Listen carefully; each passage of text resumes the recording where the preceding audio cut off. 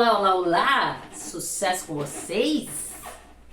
Hoje é dia 23 de outubro e saiu essa decisão do STJ dizendo que a galera, as empresas podem deduzir o vale-refeição que paga aí para os empregados do imposto de renda da pessoa jurídica. Muito bem! O que eu quero hoje? Qual que é o objetivo desse vídeo? A gente vai ler esta decisão juntos, eu vou projetar aqui na tela para vocês. Mas eu vou te falar quais são as bases desta decisão. Por exemplo, o que significa deduzir? Quais as condições? O que é lucro real? Qual que é o impacto dessa decisão para a empresa? Vou te ensinar as bases contábeis dessa decisão que não está escrito lá. E uma coisa, eu não sei se acontece com vocês, tá bom? Muitas vezes no dia a dia a gente não consegue ler a decisão na íntegra. Então eu peguei a decisão, grifei as partes mais importantes em amarelo para facilitar a sua vida. Muito bem, porque aqui neste canal nós ensinamos advogados e advogadas e estudantes a serem bem-sucedidos, a serem mais requisitados como tributaristas. E para isso tem que saber as bases. Mas, antes de mais nada, deixa eu contar uma história para vocês. Há alguns anos, aliás, eu tenho 40, atualmente aqui no dia da gravação desse vídeo estou com 40 aninhos, com carinha de 20. Muito bem, mas há alguns anos atrás eu acho que eu era advogada plena, ou estava quase lá, alguma coisa assim. Eu era plena já, eu já era plena. Eu trabalhava num escritório de advocacia e foi a primeira vez que eu peguei um caso que tratava de dedutibilidade de despesas. Aqui, eu tô falando aqui, olha lá a notícia, ó. STJ permite ampla dedução. Estou falando de dedutibilidade de despesas, vocês vão entender o que é. Muito bem, mas foi o primeiro caso que eu trabalhei com dedutibilidade de despesas. E existem algumas regrinhas para você decidir. Primeiro que você tem que saber o que é ser dedutível, para que isso serve, como isso funciona, a gente vai ver aqui hoje. Mas muito bem, deixa eu contar a história para vocês. Era a primeira vez que eu tinha trabalhado com isso. Já era plena. Era uma montadora de carros de luxo. E era um caso de, se não me engano, eram uns 15 milhões de reais esse caso. Muito bem, o sócio passou o caso para eu fazer a defesa e eu fui estudar, fui correr atrás. Isso já é um ensinamento importante. A gente não deve se intimidar quando alguém me dá uma coisa, uma matéria para fazer, uma defesa, algum caso para analisar. Eu nunca vi aquilo antes, porque é só você pesquisar que dá certo, dá bom. Nesse caso é um exemplo que deu bom para mim. Eu nunca tinha visto, mas eu fui pesquisar, aprendi o que era dedutibilidade, analisei o caso, vi que aquelas despesas eram dedutíveis, tudo bonitinho. Basicamente eram despesas que a montadora tinha para deixar as concessionárias dentro do padrão, e tinha umas coisas lá bem próprias da área de automotivo. Eu fiz toda a defesa da parte teórica, jurídica. A defesa tinha gráficos, desenhos, ficou muito legal mesmo. E para quem não sabe, quando a gente fala de imposto de renda, o lugar para você discutir veio um auto de infração, né? E onde que eu discuto isso? No CARF, que é a esfera administrativa. E aí, a esfera administrativa, na verdade, ela começa com a primeira instância, depois que vai para o CARF e depois para a Câmara Superior. Mas, resumo da ópera, é bem comum você perder na primeira instância. Bem comum mesmo. E esse caso a gente ganhou na primeira instância. Ganhamos. E o auto de infração foi reduzido em cerca de 6 milhões de reais. Bastante, não é? Eu fiz toda a estratégia. E até hoje o cliente nunca soube que fui eu quem fez a estratégia do caso. O cliente nunca ficou sabendo disso. O cliente nem sabe que eu existo. Eu nunca fui para uma reunião com este cliente. Eu nunca conversei com ele. O sócio nunca me levou. E por que será que isso aconteceu? Porque na época, apesar de eu ser plena e eu ser capaz de fazer uma defesa robusta do ponto de vista jurídico, isso é minha obrigação. Não é mesmo? A gente é pago para isso. Isso é o básico. Mas eu não tinha condições de conversar com esse cliente de uma forma mais ampla, com aspectos contábeis, entendendo direitinho como que ele apurava o lucro real dele. Eu não tinha essa bagagem contábil junto, essa bagagem de contabilidade tributária, e eu não tinha esse molejo, essa malemolência que eu tenho hoje. Eu era uma pessoa super diferente. Então, gente, aqui eu tô contando essa história para mostrar para vocês o quanto que duas coisas que a gente raramente acha por aí em alguns cursos, na maior parte dos cursos de direito tributário. Primeiro, é o conhecimento contábil, é muito importante, porque você consegue conversar com o cliente de igual para igual. O cliente não é advogado, gente, ele não entende de juridiquês. Ele quer que você saiba conversar com ele com base em números, com base em coisas mais palpáveis, mais financeiras. E a segunda coisa, comunicação, gente. A gente tem que... Se alguém tivesse me dito lá no começo da minha carreira, Verônica, o que você tem que aprender a melhorar? Inglês, em primeiro lugar, mas a segunda coisa seria comunicação. Porque talvez eu não tenha sido levada para nenhuma reunião com esse cliente, porque também as minhas habilidades de comunicação naquela época não eram boas, tá certo? E tem também que tem sócio xarope que não leva a gente a lugar nenhum, né? Ele fala que ele bolou a defesa lá, né? Queria contar essa história para vocês, real que aconteceu comigo, para vocês verem como que é importante conhecimento contábil e principalmente você saber transmitir isso e comunicar com o cliente em níveis financeiros. Vamos que vamos tratar dessa decisão aqui agora? Bom, STJ permite ampla dedução de vale-refeição do IRPJ.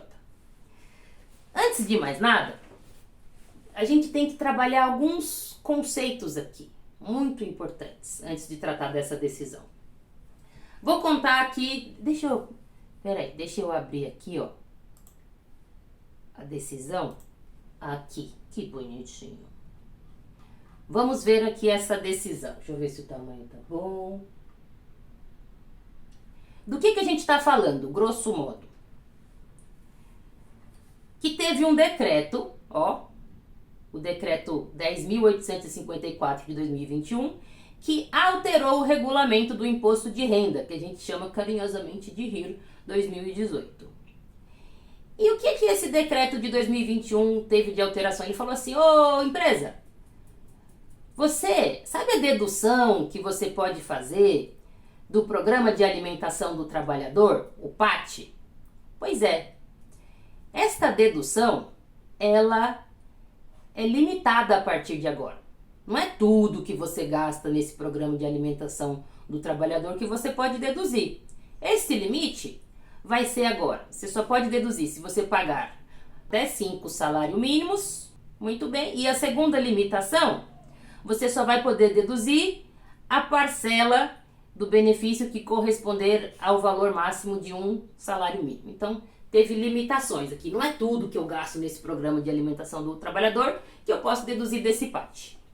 Antes de falar do PAT, o que significa deduzir? E aqui vai já conhecimentos contábeis. Falar nisso, gente, conhecimento contábil, é muito importante que vocês assistam os 2 vídeos anteriores desse canal, porque lá tem uns conceitos básicos que são muito importantes para essa decisão aqui também, mas eu vou recapitular para vocês.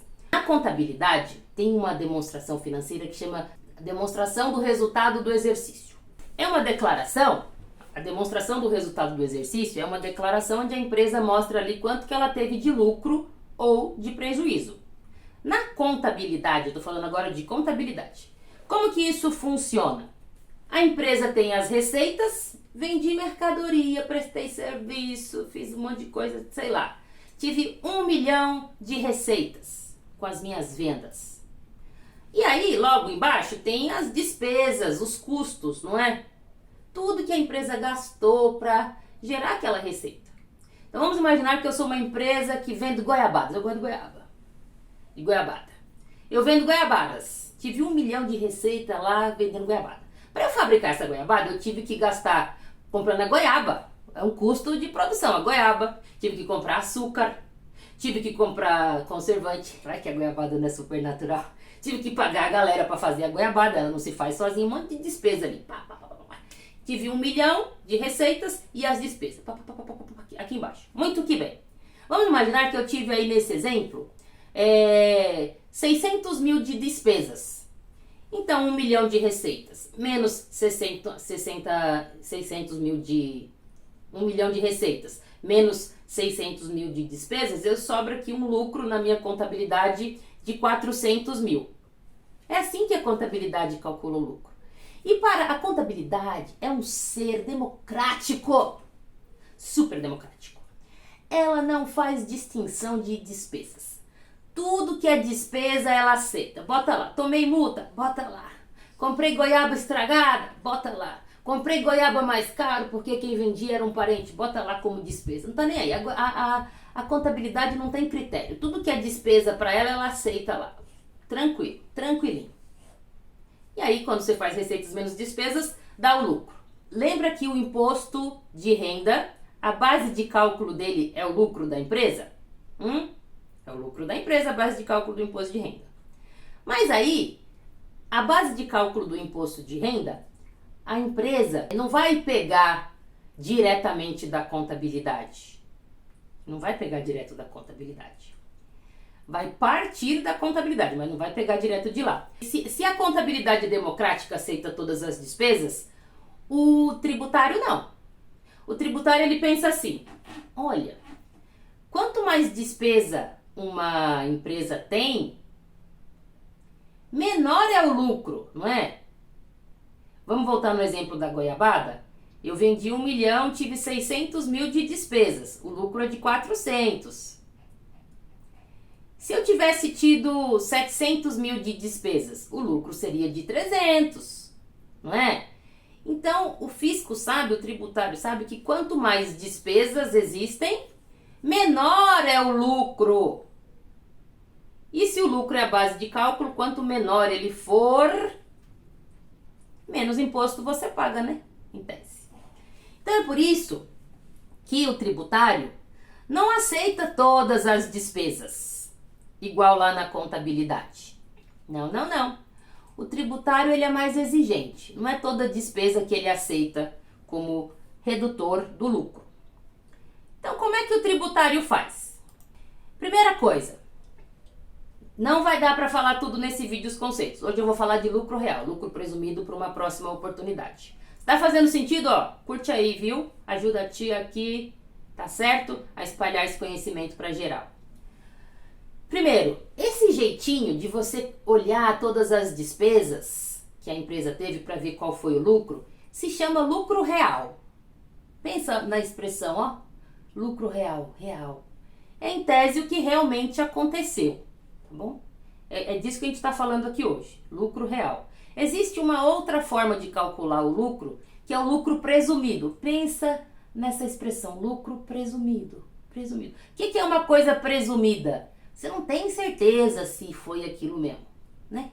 Você presume. Então tem um jeitinho de calcular o lucro que é uma presunção, que é um jeito mais simples, a gente vê em outra oportunidade. Hoje nós vamos falar de lucro real. Ó, então você já sabe que para empresas se beneficiarem dessa decisão do STJ que saiu hoje, precisa estar no lucro real. Porque este é o regime de apuração do imposto de renda que leva em consideração as despesas. Ó, primeiro conceito importante aí para você. Maravilha? Quem são as empresas que precisam estar no lucro real? Tem gente que é obrigado a estar no lucro real. Em tese, se não tiver dentro dessas obrigações aqui, você pode escolher, eu vou pro real ou pro presumido. Faz as contas, né, minha filha? O que der mais barato, tu vai. É assim que funciona, né? A gente não vai pagar mais imposto, mais tributo à toa. Mas aqui tá basicamente, ó, a lógica mais importante é, se você fatura acima de 78 milhões de reais, tem que estar no lucro real. E se você for usar algum benefício fiscal, tem que estar no lucro real também, benefício fiscal de imposto de renda. Essa empresa, para usar o PAT, precisa estar no lucro real. Qual é a lógica? Como é que se calcula o lucro real, então? Você vai pegar aquele lucro contábil. Sabe o lucro contábil? No meu exemplo, 1 milhão de receita com a venda da goiabada, 600 mil de despesas, me sobrou na contabilidade um lucro contábil lá de 400 mil. Este é só o ponto de partida para você calcular a base de cálculo do imposto de renda da pessoa jurídica. Então, o ponto de partida você vai pegar onde? Na contabilidade, minha filha do céu. Olha a importância da contabilidade aí. Bom, se é o ponto de partida, os 400 mil que está lá na contabilidade no meu exemplo não vai ser a base de cálculo do imposto, né? Como é que funciona? Você pega o ponto de partida, aí você vai pensar assim, você vai pegar todas as despesas que estão lá na contabilidade. Lembra que a contabilidade é democrática? Ela aceita tudo que é despesa.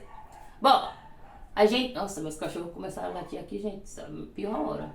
Bom, você vai pegar todas as despesas lá da contabilidade e vai ver se elas são dedutíveis ou não. Ou seja, o fisco aceita essas despesas para fins de impactar a base de cálculo do imposto de renda?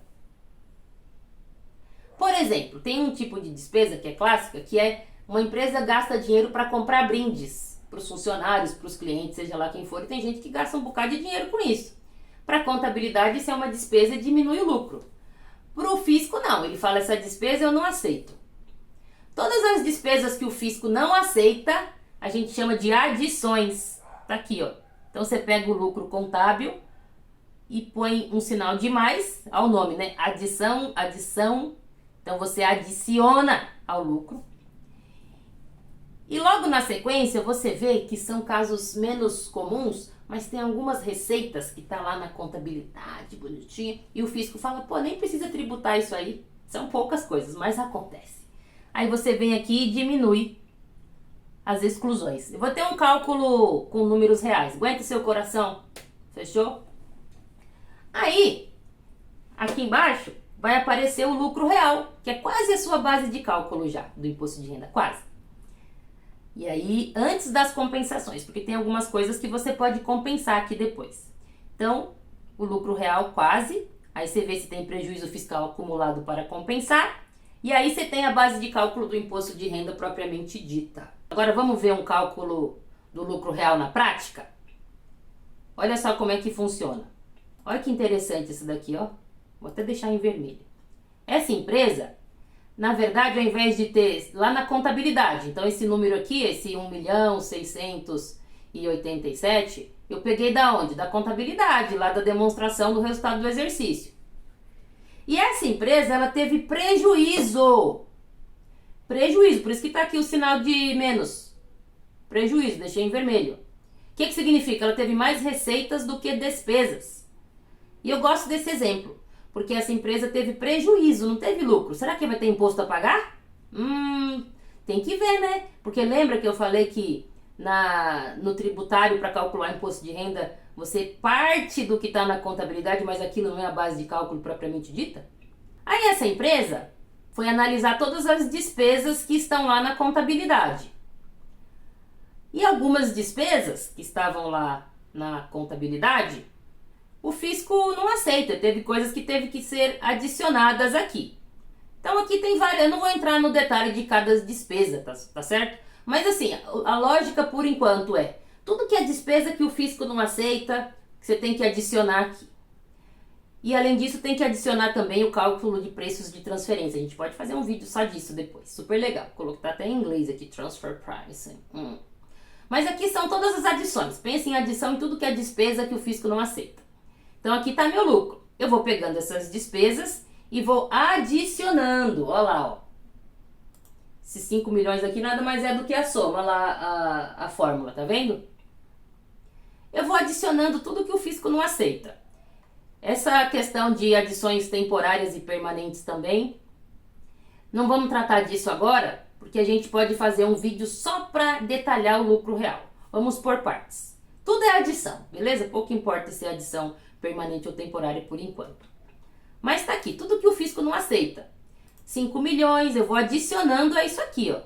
A esse lucro, esse prejuízo inicial, no caso. Eu vou adicionando, adicionei 5 milhões, vou somando. Mesma coisa, adicionando, somando. Aí aqui deu mais 17 milhões. Só sei que o total de adições nesse exemplo foi de 23 milhões. Olha que interessante. Aí logo na sequência eu venho para as exclusões. O que são exclusões? São aquelas receitas lá, tipo, é como se fosse uma colher de chá do fisco, que ele fala assim, pô, essa... Gente, muito entre aspas, tá? Eu sendo didática. Exclusões são todas as receitas que o fisco fala assim, pô, tá lá na contabilidade, mas você não precisa tributar isso não. Fechou? Então você vai excluir do lucro. E o total de exclusões nesse caso, ó, 15 milhões, que é a soma de tudo isso aqui, mais 459 mil, um total de exclusões de 16 milhões 162. Veja aqui que interessante, eu vou até botar em amarelinho. Quando eu faço uma adição de 23 e uma exclusão de 16 neste prejuízo inicial aqui, ó, eu saio de um prejuízo inicial de 1.687.000 e vou para um lucro real, ó, um lucro real de 5 milhões. Ou seja, eu saio de um prejuízo de quase 2 milhões para um lucro de quase 6 para fins fiscais. Olha que interessante. Muito interessante. Eu demorei para aprender essa lógica aqui. A minha base de cálculo foi para 5 milhões já. Olha que interessante. Só que aí eu posso compensar prejuízos fiscais acumulados que eu tinha anteriormente. Essa empresa, pelo jeito, não está muito bem das pernas. Então ela compensou aqui o prejuízo fiscal dela, que é limitado a 30% do lucro. Então, 30% desses 5 milhões aqui. Então, a base de cálculo do imposto de renda dela de verdade verdadeira é esses 3 milhões aqui, ó, que eu pintei em azul. Ou seja, essa empresa vai ter que pagar imposto de renda sobre 3 milhões e 800, quase 4. Daí, como é que faz? Tá aqui, ó, a alíquota do imposto de renda, a alíquota básica e o adicional de 10%, que dá o total de mais ou menos 25%. Fechou? Então tá aqui, ó, o valor do imposto de renda que essa pessoa tem para pagar. 946 mil. Vou botar uma corzinha vermelha, que é dívida, tem que pagar. E onde que entra o PAT? Ó, o PAT. Agora sim, vamos entrar na decisão do STJ. Tá aqui, ó. O PAT, ele é uma dedução deste imposto a pagar. Eu tinha 946 mil reais. Aí aqui é um benefício fiscal, ó, do PAT. Eu deduzo dos 946 esses 23 aqui, ó, que eu fiz o cálculo lá bonitinho. Eu vou falar pra vocês como faz o cálculo. E tá aqui. Então eu não tenho mais 946 para pagar, eu tenho 923. Tá certo? Então aqui, ó, contabilidade tributária para vocês. É aqui que você vai enxergar esse PAT. E em qual documento que tá isso daqui? Aqui é uma planilha de Excel, né? Mas qual documento que vai? É um documento que chama LALUR, Livro de Apuração do Lucro Real. É lá que vai estar essas informações. Não é um documento contábil, é um documento fiscal, mas que ele tá casadinho com a contabilidade. Bem casadinho. Então é aqui que você vai ver o PAT, gente, ó. O incentivo fiscal para o programa de alimentação do trabalhador. A empresa gasta dinheiro com isso. E isso é uma despesa que lá na contabilidade, ela afetou o lucro, sabia? Tranquilo. Afetou o lucro e o fisco aceita essa despesa normalmente. Tranquilinho. O fisco acha, beleza, é uma despesa dedutível. Qual que é o... Deixa eu voltar aqui para vocês, relembrarem para vocês. Como é que eu sei que uma despesa é dedutível? Onde está escrito, hein? Que uma despesa é dedutível. Ou seja, ser dedutível. Ela é aceita para afetar a base de cálculo do imposto de renda. Basicamente é isso. Qualquer despesa que a empresa tenha, não vai ter uma lista, tá? É dedutível ou não é dedutível. Qualquer despesa que a empresa tenha, ela vai ter que analisar se essa despesa é necessária ou usual para a atividade dela. Necessária, gente, é um conceito, e usual são conceitos que dependem do negócio. Eu vou dar um exemplo para você. Tinha uma empresa que ela fabricava vasos sanitários e vendia para os Estados Unidos esses vasos sanitários. E ela gastava mó grana comprando absorvente, preservativo, muito dinheiro com isso. E aí um dia o fiscal bateu na porta da empresa e falou, viu, esse monte de despesa com preservativo, com absorvente, você faz privada? Eu não vou aceitar essas despesas, tô querendo não aceitar, explica aí, o que é isso daí? Aí a empresa falou, olha, eu vendo para os Estados Unidos. E lá as pessoas jogam o absorvente dentro da privada. Quando eu fui pra lá, achei até esquisito isso. Eu falei, gente, será que é isso mesmo? Fiquei com medo até, mas é dentro da privada. Então, eu tenho que testar. Todos os meus sanitários eu tenho que testar a tubulação. Então, eu sou obrigada a gastar dinheiro com isso. Ou seja, para essa empresa que fabricava vasos de cerâmica, preservativo e absorvente eram coisas necessárias e usuais para a atividade. Então é uma análise que você vai ter que usar o seu cérebro maravilhoso para pensar e ver se aquela despesa faz sentido para a empresa ou não. Esse é o conceito. Então, resumo da ópera, todo o dinheiro que a empresa gasta para alimentar os seus trabalhadores, como nós, pessoas esforçadas, é dedutível. O fisco fala não, tranquilo. E o que é o incentivo? Isso é dedução normal. Isso não é incentivo fiscal, viu? Isto não é incentivo fiscal. Isso é obrigação da porcaria do fisco. Muito bem. Isso é dedução normal, não é incentivo fiscal. Qual que é o incentivo fiscal? O incentivo fiscal nada mais é do que o fisco deixar você, além de deduzir normalmente aquelas despesas, você ainda pode deduzir daquele valor do imposto a pagar um pouco mais ainda. Que são aqueles 23, vamos voltar lá na planilha, ó. Isso aqui é o benefício fiscal. Que é além da dedução normal, da dedutibilidade normal, que afetou o lucro lá na contabilidade, você ainda pode ter mais benefício. Você vai deduzir do imposto a pagar o valor que você gastou lá com a alimentação dos seus trabalhadores. Mas tem limite, tá? Não é tudo que você gastou com os seus trabalhadores que você vai poder ter esse incentivo aqui adicional. Qual que é o limite desse PAT aí?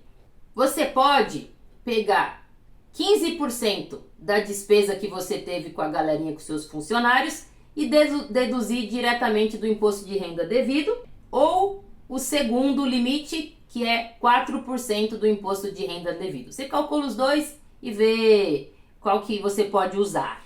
Olha aqui um exemplo para vocês verem. Esse exemplo aqui, a fonte dele, deixa eu ver se o tamanho tá bom, vamos aumentar mais um pouquinho aqui. Pronto. É o livro de Manual de Contabilidade Tributária do professor Pegas. Ele é sensacional. Vou fazer propaganda dele aqui. Olha um cálculo aqui do PAT, que legal que é. Vamos focar só em um ano, 2013. Essa empresa aqui, ela gastou 180 mil reais para alimentar os trabalhadores, que está aqui nessa linha, ó. Ela vai ver os limites lá, né? Lembra? Ou é 15% do imposto, das despesas, ou é 4% do imposto. Então tá aqui, 15% das despesas dos 180 mil, deu 27 mil aqui. E o segundo limite, 4% do imposto de renda devido, ó. Qual o imposto de renda devido? A alíquota básica. Esse R aqui, ó, de 15%, tá vendo? Ó, 420 mil reais. 4% disso dá 16.800. Isso daqui é o benefício do PAT que essa empresa vai poder usar. É assim que calcula. Ó, que maravilha. Então, quanto de imposto que ela vai ter a pagar depois que ela usar esse benefício fiscal? Ela vai ter 659.200 para pagar.